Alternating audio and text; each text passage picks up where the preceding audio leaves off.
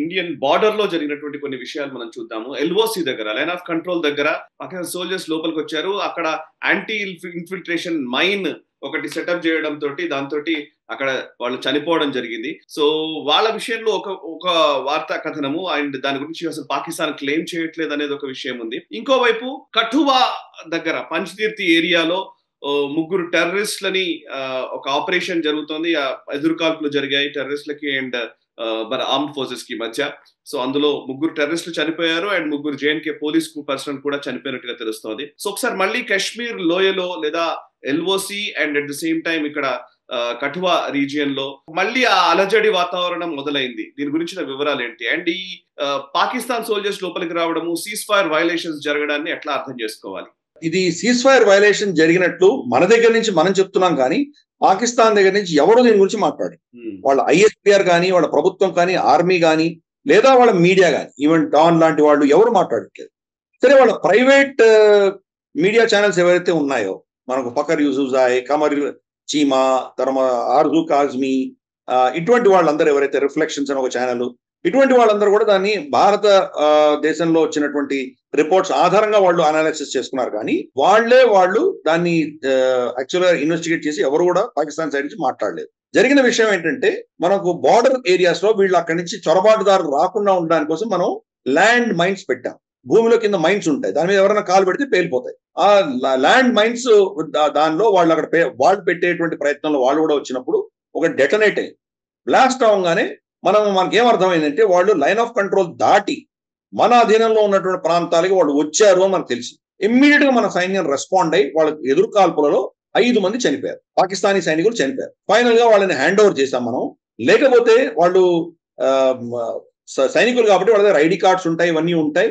మనం ప్రపంచం ముందర దాన్ని ఎక్స్పోజ్ చేస్తామన్న భయంతో వాళ్ళ శవాలను వెనక్కి తీసుకున్నారు. కానీ ఎక్కడ కూడా వాళ్ళ ప్రెస్ లో కానీ వాళ్ళు ఎక్కడ కూడా దీన్ని ఇలా చనిపోయారు, సీజ్ ఫైర్ వైలేషన్ జరిగింది అని వాళ్ళు ఒప్పుకోలేదు. మనం ఎందుకంటే వీడియోగ్రఫీ ఎవిడెన్స్ తో సహా మనం వాళ్ళకి హ్యాండ్ ఓవర్ చేసాం బాడీస్.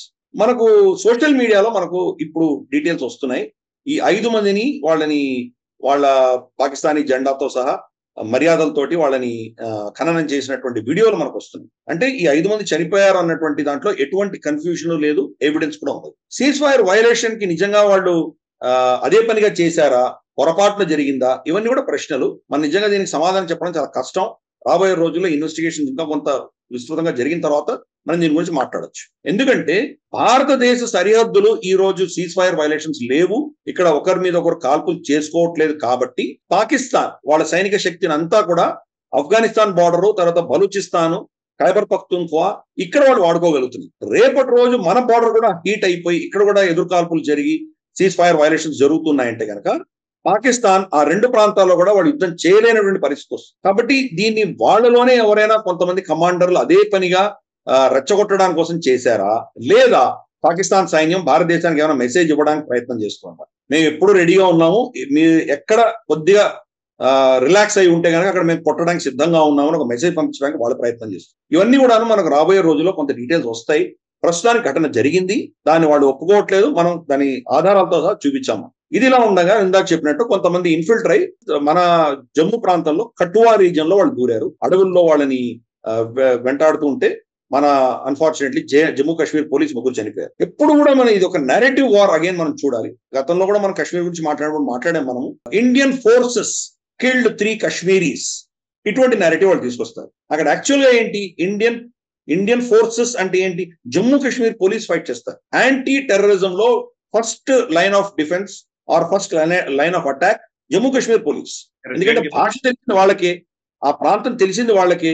ఇక్కడ నుంచి ఏదో మనకు మెడ్రాస్ రెజిమెంట్ నుంచో, లేదా మనకు అస్సాం రైఫల్స్ నుంచో, లేదా పంజాబ్ రెజిమెంట్ నుంచో వెళ్తే వాళ్ళకి ఆ ప్రాంతం ఏం తెలుస్తుంది, వాళ్ళకి ఆర్డర్ ప్రకారం వాళ్ళు వెళ్ళి చేస్తారు కదా, యాక్షన్ చేయగలరు కదా.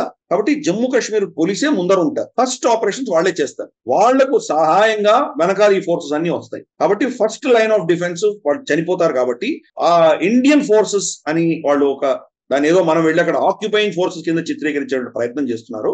దానికి భిన్నంగా దీంట్లో ఈసారి report 3 Jammu Kashmir police were killed అన్నది చాలా స్పష్టంగా చెప్పడంతో ఆ నెరేటివ్ ని మనం మారుస్తున్నట్టు నాకు అర్థమవుతుంది. వాళ్ళు చనిపోవడం చాలా దౌర్భాగ్యమైనటువంటి విషయం, ఒప్పుకుంటాను నేను. వాళ్లకు మన శ్రద్ధాంజలి ఘటించాలి. కానీ వాళ్ళు పోరాటం చేస్తున్నారన్న విషయం అందరూ ప్రజలకు తెలియాలి. ఇప్పటికి కూడా ఇంకా జరుగుతూనే ఉన్నది, అది ఆ కాల్పులు జరుగుతూనే ఉన్నాయి. ఎందుకంటే చాలా దట్టమైనటువంటి కీంకారణ్యాలు అవన్నీ. వాళ్ళు ఎక్కడి నుంచి దాచుకొని వెళ్ళిపోతున్నారు, వాళ్ళు వెనకాలుగా వెళుతున్నారు. బహుశా ఉధంపూర్ ప్రాంతంలోకి చేరుకున్నారు ఇప్పుడు అని చెప్పి మనకు తెలుస్తోంది. ఆల్మోస్ట్ 10 రోజులైంది, ఇంకా ఆపరేషన్ జరుగుతూనే ఉంది అక్కడ. ఇటువంటి అడపాదడపా 1-6 ఇన్సిడెంట్స్ జరుగుతాయి, దాన్ని ఆపలేం మనం. ఆ టెరైన్ అటువంటిది, ఆ బార్డర్ ఏరియాస్ అంతా అటువంటివి, సునాయాసంగా వాళ్ళు లోపల రావచ్చు. కానీ లోకల్ సపోర్ట్ లేదు వాళ్ళకి. లోకల్ రిక్రూట్మెంట్ భారతదేశంలో వాళ్ళని సమర్థించేటువంటి వాళ్ళు ఆల్మోస్ట్ డ్రై అయిపోయారు. అక్కడ ఇక్కడ ఒకరిద్దరు ఉండొచ్చు, కానీ మోరల్లెస్ మన కంట్రోల్కి వచ్చింది. పాకిస్తాన్ అన్న దేశం ఉన్నంత వరకు, పాకిస్తాన్ భావజాలం ఉన్నంత వరకు మనకు ఈ జమ్మూ కాశ్మీర్ ప్రాంతంలో ఏవో అడపాదడపా ఇన్సిడెంట్స్ జరుగుతాయి. జరిగినంత మాత్రం మన ఇంటెలిజెన్స్ ఫెయిల్యూర్ అని, ప్రభుత్వం ఫెయిల్యూర్ అని ఇటువంటి పిచ్చి అనాలిసిస్ మనం చేయకూడదు. దీన్ని మనం కంట్రోల్లో తీసుకుంటాం, మనకి ఇబ్బంది ఏం లేదు. పాకిస్తాన్ కూడా మనం ఇవ్వవలసినటువంటి సమాధానం ఇచ్చాము. 5 మందిని మనం ఎక్కడ పంపించారో అక్కడ పంపించాం.